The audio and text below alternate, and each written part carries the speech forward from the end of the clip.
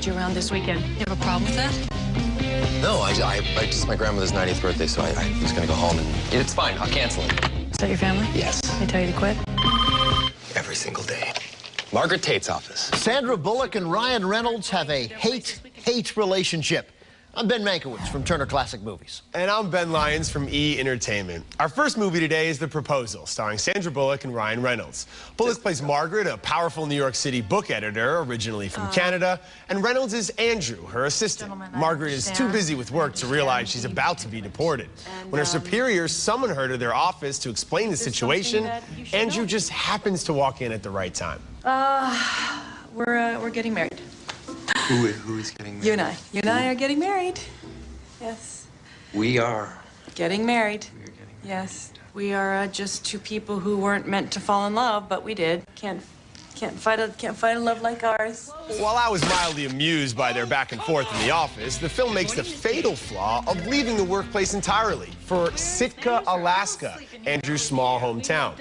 We're asked to believe that Andrew would lie to his entire family, including his 90-year-old grandmother, played by Betty White, about his relationship with Margaret, simply to get a promotion. If you get chilly tonight, use this.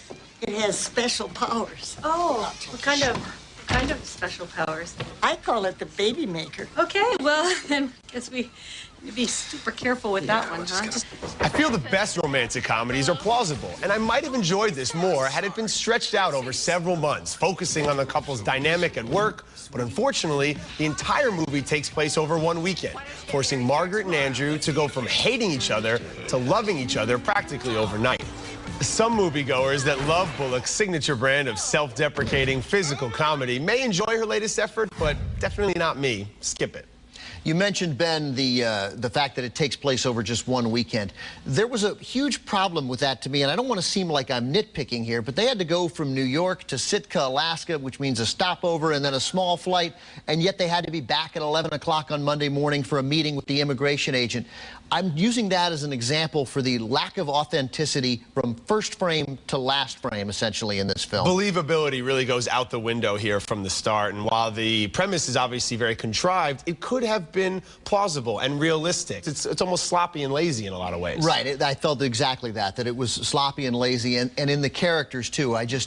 Craig T. Nelson and Mary Steenburgen are the parents. I didn't believe them. I adore Betty White. I didn't believe her. From the first frame when we see Sandra Bullock in her office, and she plays the evil shrew who runs the publishing company, I didn't buy any of it. There really wasn't a moment, save one. There was one about 75-second moment of authenticity in this film that stood out. Otherwise, not funny and not plausible. And that's the one real romantic moment between the two of them. Yes. They have nice chemistry when they're at odds with each other, not when they're together. And I never really saw them coming together as being something that would actually happen, especially over a matter of days. And to be clear here, like you, I enjoy romantic comedies. In fact, I really liked a Ryan Reynolds romantic comedy, Definitely Maybe, from Adam Brooks, a delightful film. But also, you know, Sleepless in Seattle, Notting Hill. Love Actually. Sure, Love Actually. So many believable romantic comedies. This just isn't one of those. Nor is it a funny romantic comedy. So you need to skip The Proposal.